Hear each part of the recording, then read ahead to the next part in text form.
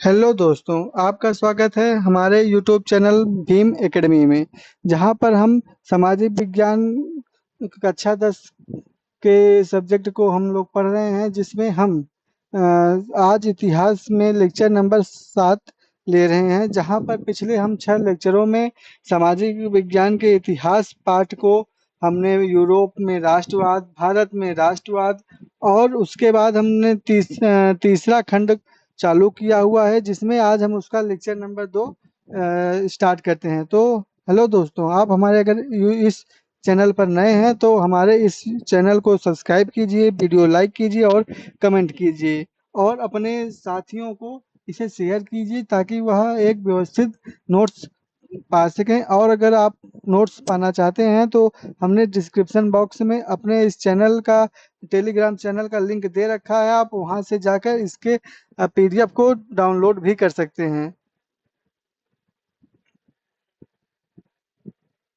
तो आगे बढ़ते हैं। जीविका, अर्थव्यवस्था और समाज, हम इसका आज लेक्चर नंबर 2 कवर करेंगे। तो चलिए आगे बढ़ें और अ, हम इस पर देखते हैं कि भारत से अनुबंधित इसमें जो क्या-क्या टॉपिक हम आज के इस वीडियो लेक्चर में कवर करेंगे, हम लोग चलिए उसके बारे में पहले उन टॉपिकों को देख लेते हैं, फिर आगे हम लोग बढ़ते हैं। तो उसमें पहला जो महत्वपूर्ण टॉपिक है उसमें क्या है, भारतीय से जो अनुबंधित गिरमिटिया श्रमिकों का पलायन और वैश्वीकरण। दूसरा टॉपिक है विदेशों में भारतीय उद्यमी। तीसरा टॉपिक है भारतीय व्यापार उपनिवेशवाद और वैश्विक अर्थव्यवस्था। और चौथा टॉपिक है प्रथम विश्व युद्ध, जो 1914 से लेकर 1918 के मध्य लड़ा गया। और पांचवा है बृहद उत्पादन। तो चलिए हम इसके बारे में आगे बढ़ते हैं। अब गिरमिटिया यानी भारत से अनुबंधित गिरमिटिया श्रमिकों का पलायन और वैश्वीकरण। अगर आप गिरमिटिया मजदूर के बारे में पढ़ना चाहते हैं तो हमारे प्लेलिस्ट में शॉर्ट्स वीडियो को मैंने एक गिरमिटिया मजदूर किसे कहते हैं इसका मैंने एक शॉर्ट्स बना रखा है, आप वहां से जाके उसका लिंक देख सकते हैं।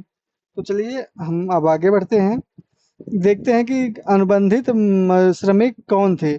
1900 19वीं सदी में भारत और चीन के लाखों मजदूर बगानों, खदानों, रेलवे और सड़कों के निर्माण के लिए दूर दराज देशों से लाए जाते थे।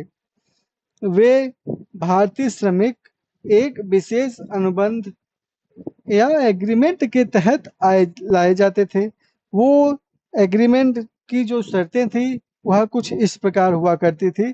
5 साल बगान में काम करने पर स्वदेश लौटने का अधिकार होगा।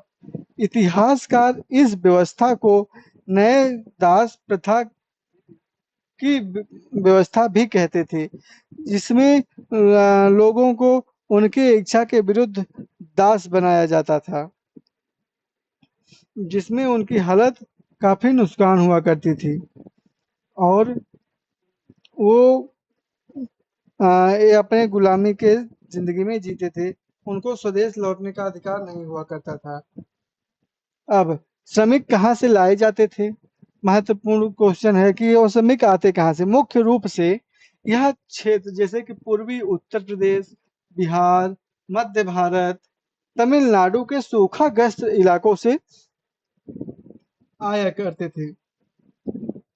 अब तमिलनाडु का सूखाग्रस्त इलाका क्या है? अगर आप देखना चाहते हैं तो डिस्क्रिप्शन बॉक्स में जाकर आप देख सकते हैं कि तमिलनाडु का सूखाग्रस्त इलाका कहाँ पर पाया जाता है। अब तीसरा क्या था? कारण।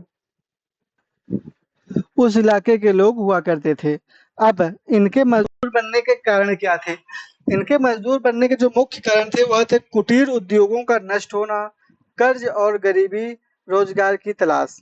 अब यहाँ मजदूर ऐसे हुआ करते थे कि जो इनके उद्योग हुए कर छोटे उद्योग थे, वह बड़ी कंपनियों के आने से इनके उद्योग बंद हो गए थे और इनमें अब कर्ज भी ज़्यादा अधिक हो गया था टैक्स लगने के कारण। और रोजगार भी इस क्षेत्रों में बहुत ही कम था, जिससे कि लोग बाहर के देश क्षेत्रों में जाके काम करने के लिए मजबूर थे और इसी मजबूरी के कारण लोगों के घर द्वार भी छूटते गए। और अब जो ये मजदूर थे, लाए तो मुख्यतः रूप से कहाँ से आते थे? या पूर्वी उत्तर प्रदेश, बिहार, मध्य भारत, तमिलनाडु के सूखाग्रस्त इलाकों से आया करते थे। और यह मजदूर ले जाया गया का इनको इन मजदूरों को कहाँ ले जाया गया? तो यहाँ मजदूर मुख्य रूप से कैरेबियाई देश जैसे कि त्रिनिदाद, गुयाना, सूरीनामा, मॉरिशस, फिजी जैसे देशों में इन श्रमिकों को ले जाया जाता था। फिर तमिल श्रमिक जो हुए थे उनको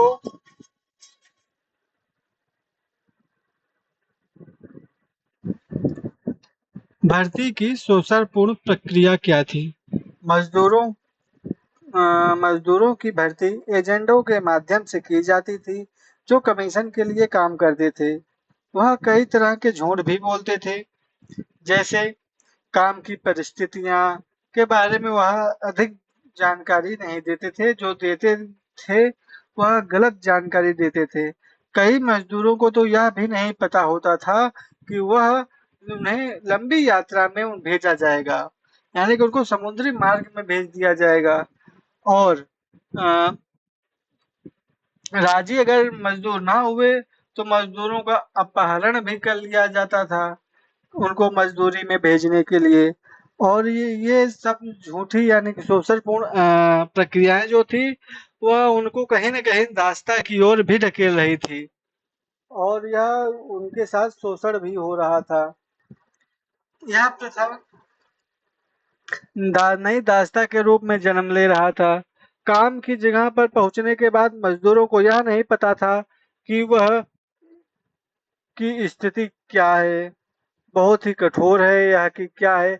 उनके पास कोई कानूनी अधिकार नहीं हुआ करते थे और ऐसे में बहुत से मजदूरों के पास क्या होता था ऑप्शन, या वह लौट आते थे या बस जाते थे। अधिकांश मजदूर श्रमिक अनुबंध के समाप्त होने के बाद भी वहां पर बसे रहते थे, जबकि जो लौट भी आते थे वो उसमें से अधिकांश वापस फिर से चले जाते थे, क्योंकि 5 साल वहां रहने के पश्चात जब अनुबंध समाप्त हो जाता था, लेकिन 5 साल में उनकी वहां पर अच्छी खासी व्यवस्था हो जाती थी और उनका जीवन वहीं पर व्यतीत होने लगता था।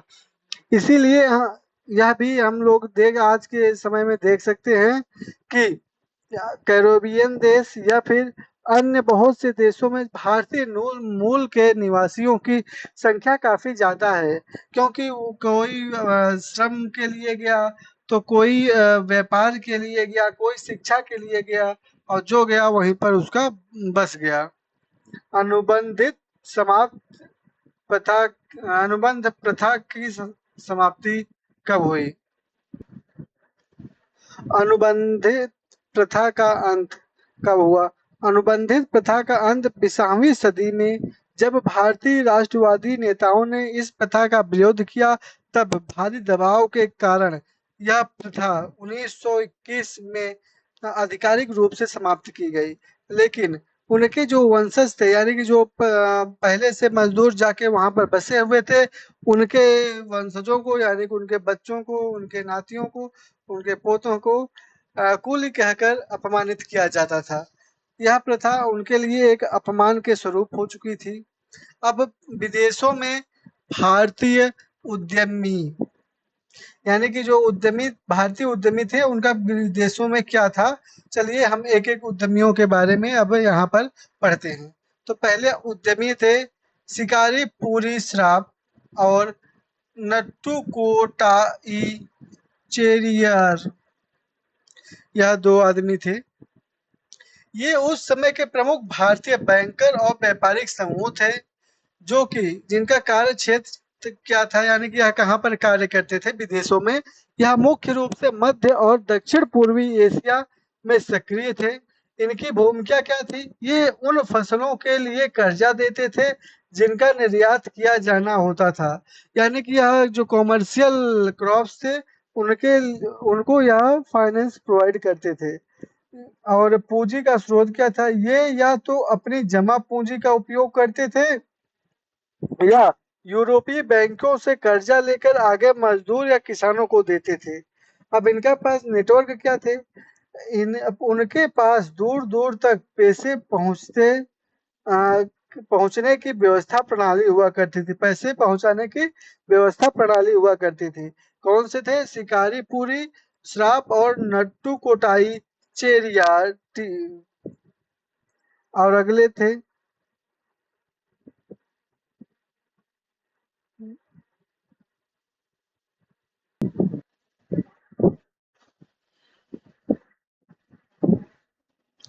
भारतीय यानी कि अफ्रीका और व्यावसायिक विस्तार में भारतीय व्यापारी। अब यूरोपीय उपनिवेशवाद के साथ-साथ भारतीय व्यापारी और महाराज भी अफ्रीका पहुँचे थे।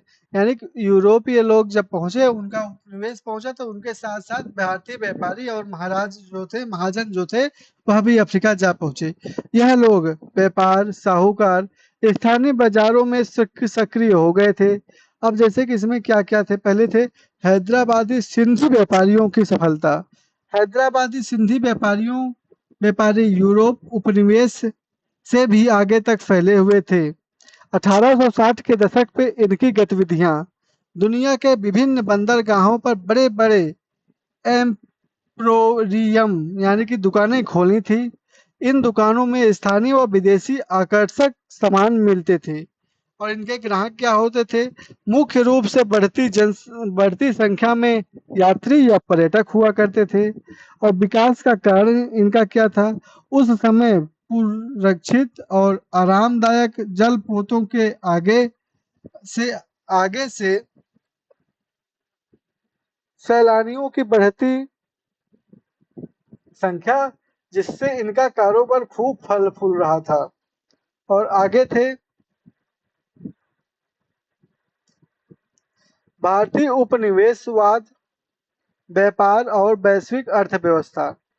भारतीय सूती कपड़ों का उद्योग का पतन।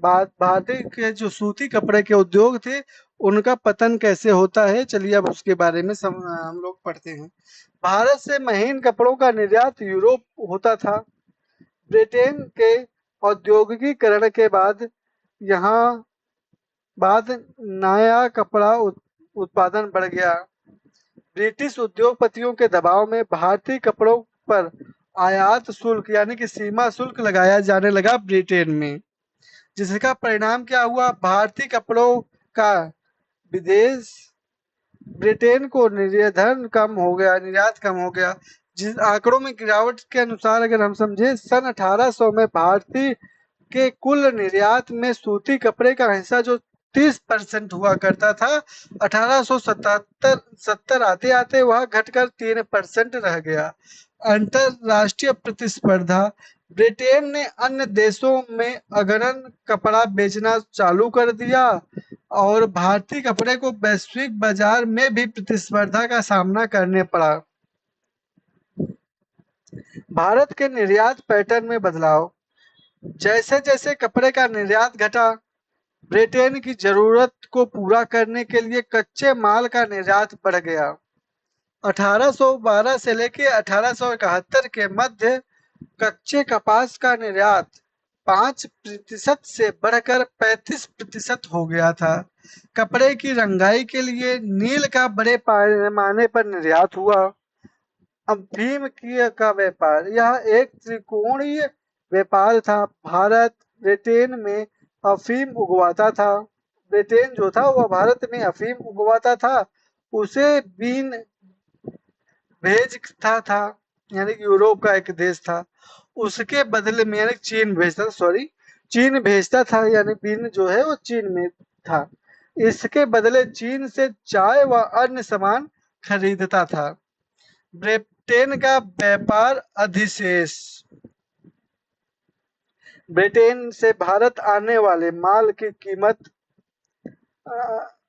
भारत से ब्रिटेन जाने वाले माल से हमेशा ज्यादा होती थी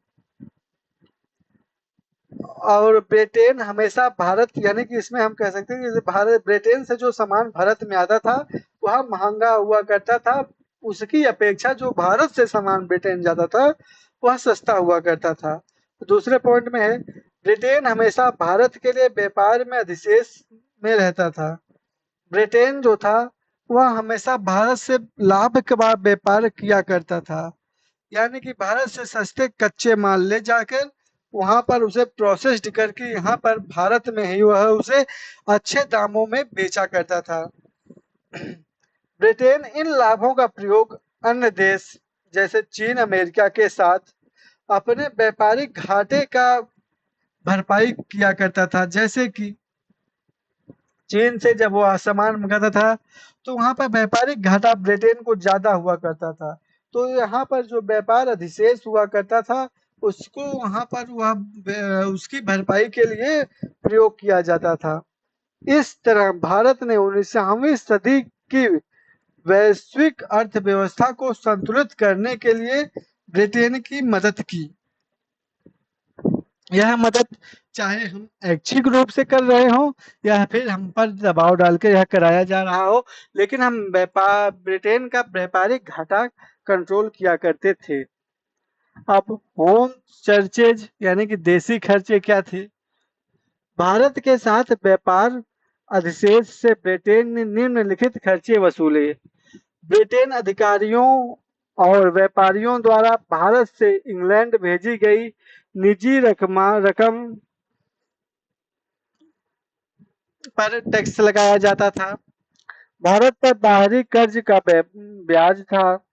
भारत में सेवारत रहे व्यापारियों की पेंशन थी, वह सब भारतीय व्यापार अधिशेष से ही वसूले जाते थे।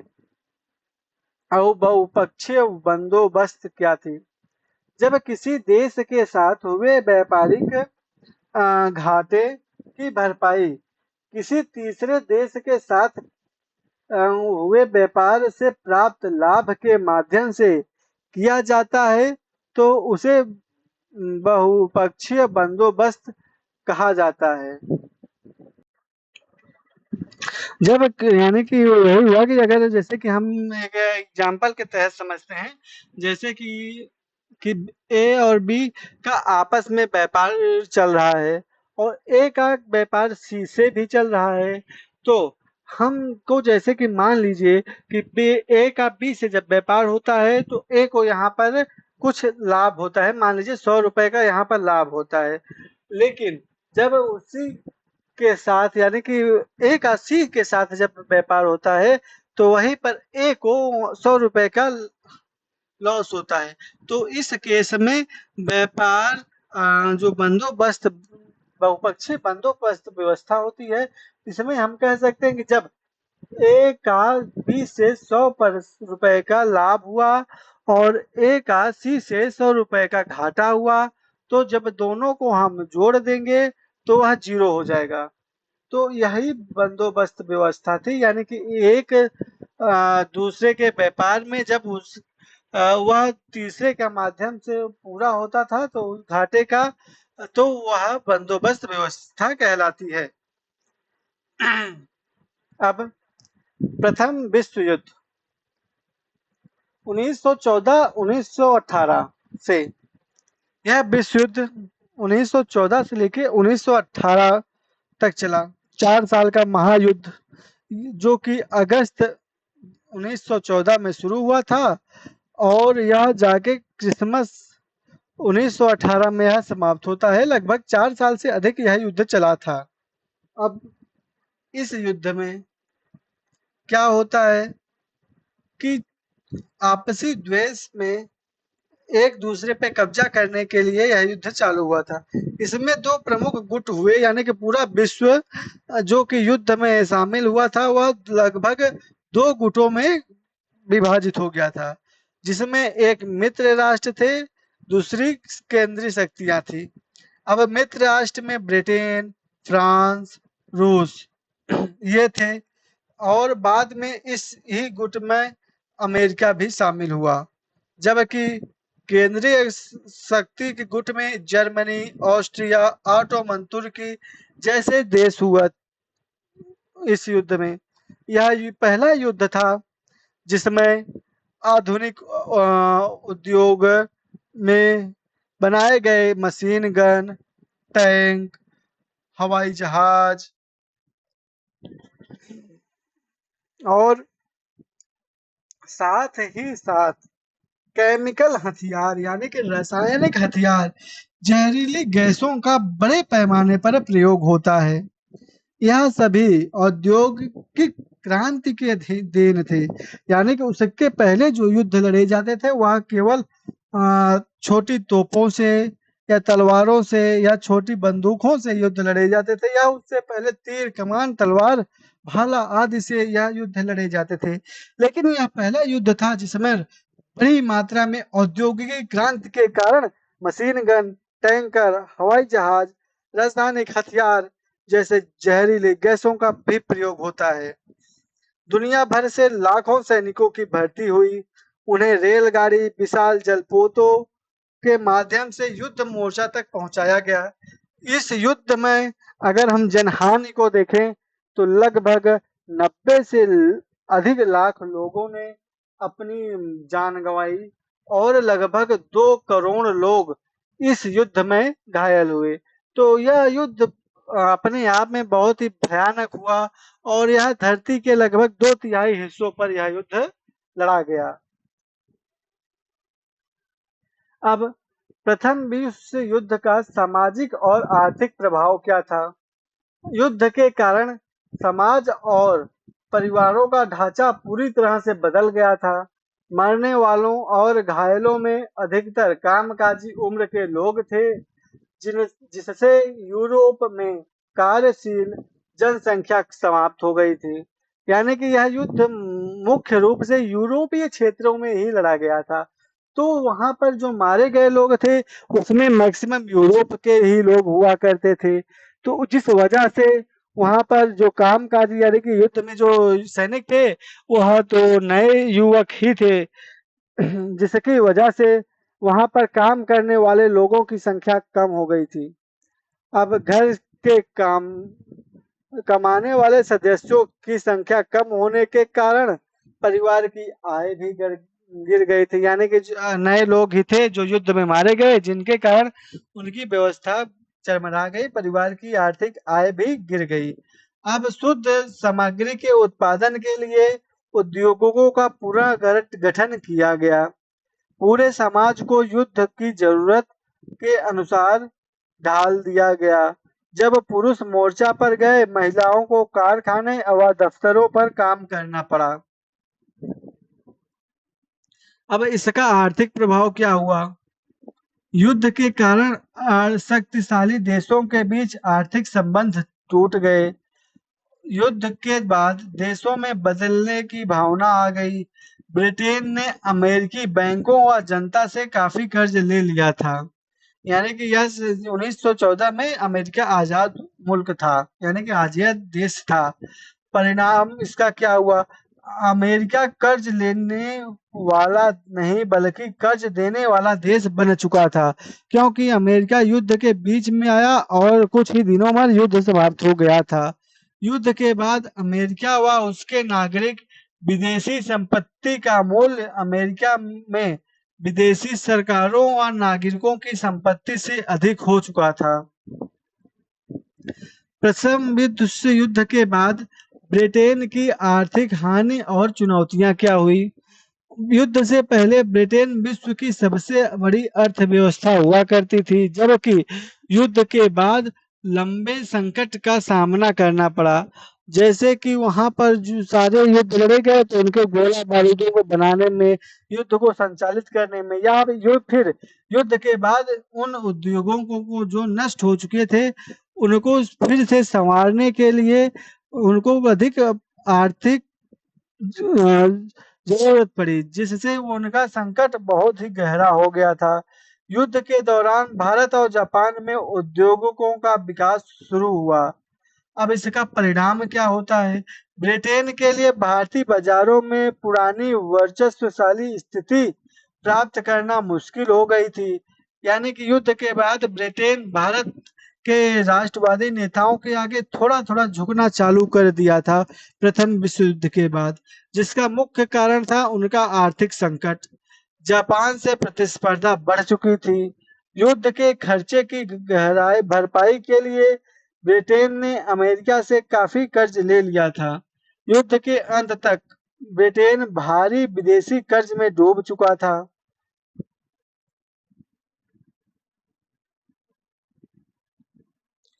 प्रथम विश्व युद्ध के बाद आर्थिक उछाल और उसके बाद की मंदी। तो युद्ध के बाद यानी कि युद्ध के दौरान अर्थव्यवस्था में काफी तेज उछाल आया। मांग बढ़ी, उत्पादन और रोजगार भी बढ़े। युद्ध समाप्ति होने के बाद मांग मूंग की भर गई, उत्पादन गिर गया। मांग तो बढ़ी लेकिन उत्पादन गिर गया। बेरोजगारी इस कारण बढ़ गई।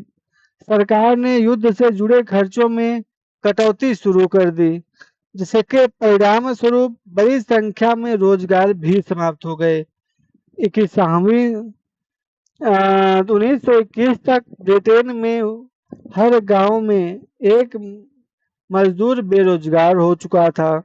बेरोजगारी, असुरक्षा और अनिश्चितता युद्धोत्तर जीवन का एक स्थायी हिस्सा बन गया था और यह ब्रिटेन की अर्थव्यवस्था को एक मंदी की ओर ढकेल रहा था। अब ब्रिटेन प्रथम युद्ध के बाद कृषि आधारित अर्थव्यवस्था पर संकट। युद्ध ने बड़ी खेती बाड़ी के वैश्विक संतुलन को भी बिगाड़ दिया था। युद्ध से पहले पूर्वी यूरोप दुनिया का सबसे बड़ा गेहूं सप्लायर करने वाला मुख्य केंद्र हुआ करता था।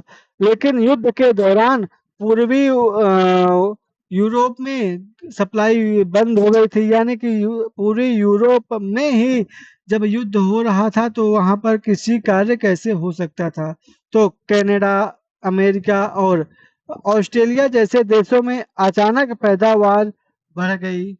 युद्ध के बाद जब यूरोप में फिर से पैदावार शुरू हुई तो विश्व बाजार में गेहूं की अधिक आपूर्ति हो गई थी,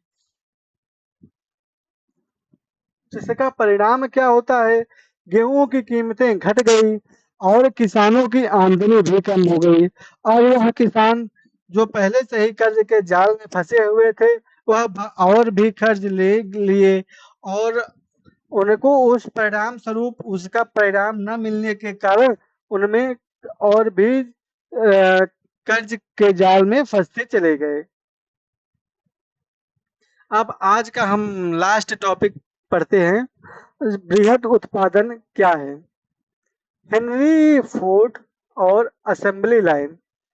कार निर्माता हेनरी फोर्ड ने शिकागो के एक बूचड़ खाने में कन्वेयर बेल्ट की कार्य प्रणाली देखकर अपने कारखाने में असेंबली लाइन की शुरुआत की।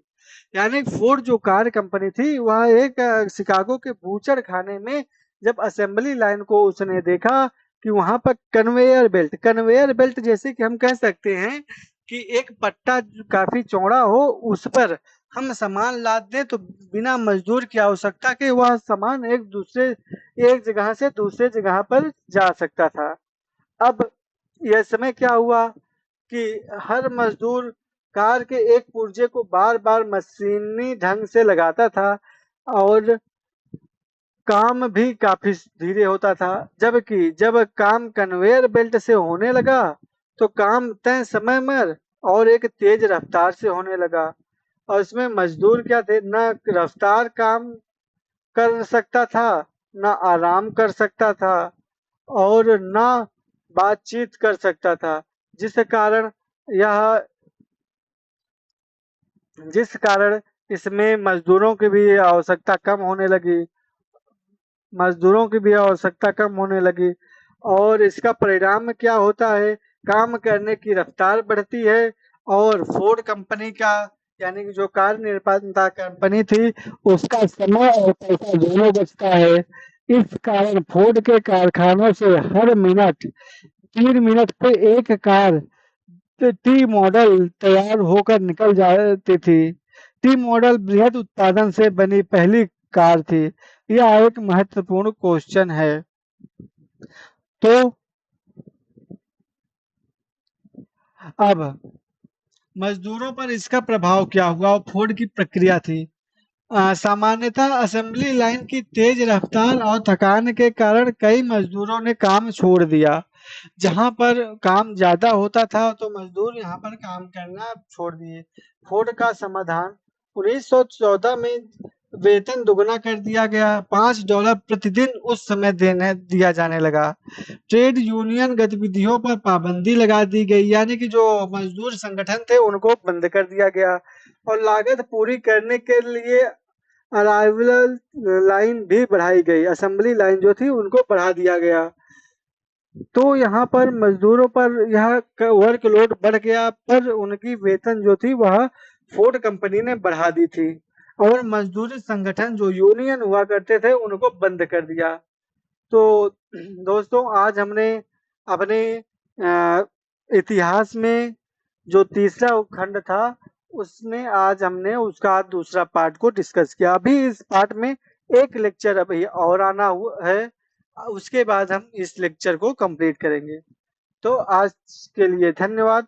बने रहिए हमारे इस यूट्यूब चैनल के साथ और अगर आप हमारे इस चैनल पे नए हैं तो हमारे चैनल को सब्सक्राइब कीजिए, लाइक कीजिए। Thank you. Bye bye.